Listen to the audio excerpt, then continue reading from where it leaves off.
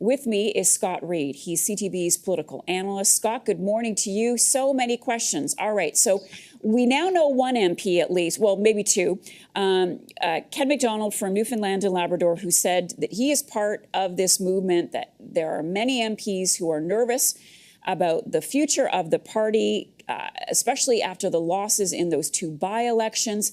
What are you expecting today to look like when the Prime Minister goes face-to-face with those within his party who are, organizing this revolt against his leadership? Yeah, well, to your point with respect to Ken McDonald, there does seem to be an emerging consensus that a lot of the opposition in terms of caucus members is concentrated heavily in the Atlantic region. So you've heard even about the Atlantic caucus chair possibly being among the people that will be standing up. We know already Wayne Long from New Brunswick. So we'll watch for all of that. There's a million things to watch today. Most people are treating this like it's going to be an explosion. I think the challenge for the Prime Minister is that today might just be the lighting of the fuse. And so even if 20, 25, 30 members of Parliament get up and politely say, Prime Minister, I think you should reflect on whether or not you should be leading us in the next election. We're worried the Canadians are tuning you out. We're worried that there isn't a plan to make us competitive again. I think the Prime Minister will conclude by saying, listen, we had an open discussion. I listened to them, but the majority of caucus want us to stop arguing, want us to stop fighting internally and focus our fight against Pierre Poilievre. And this chapter is now closed. We heard them out, and now it's done. They're a minority. They're not the majority. The majority rule, and we're going to go forward and fight.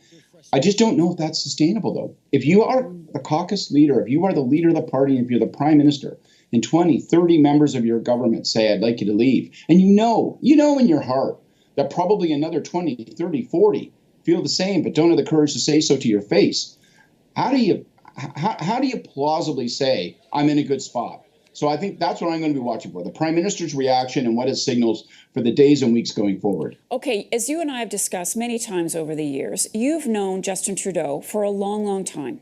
The scenario that you just described, is that what you expect to happen today? Is that what you think Justin Trudeau will do in terms of a reaction?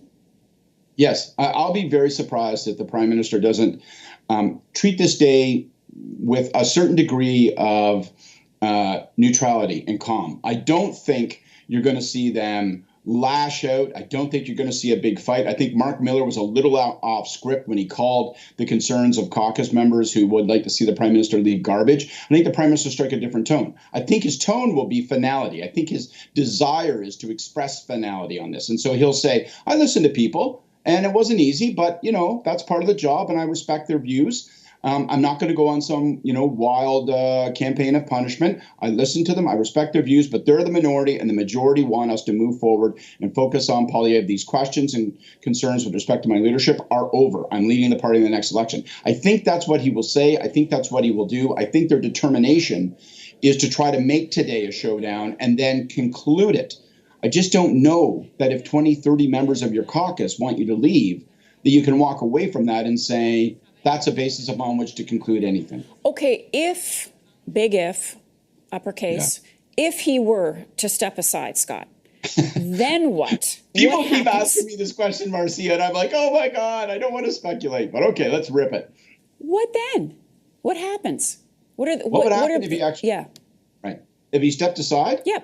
Well, it would be high drama then. So we'd be plunged into a leadership race. He'd write a letter to the president of the Liberal Party of Canada saying, I intend to leave. Please organize a leadership convention. He would stay on as Prime Minister, a member of Parliament, until that race is concluded. A big question would be whether they would feel it's only prudent to prorogue the House so they don't face the prospect of getting defeated in the House of Commons because somebody miscalculated votes when, 4 or 5 cabinet ministers are off campaigning across the country among Liberals for the leadership.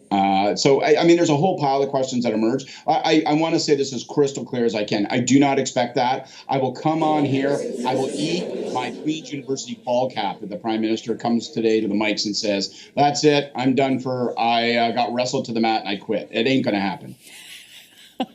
And you know what, Scott? We don't want to see that.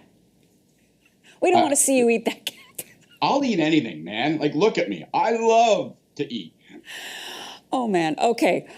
Scott, stay close. We'll see what happens as this day plays out. Scott Reid for us. Go have some breakfast. Scott Reid is our CTV News political analyst.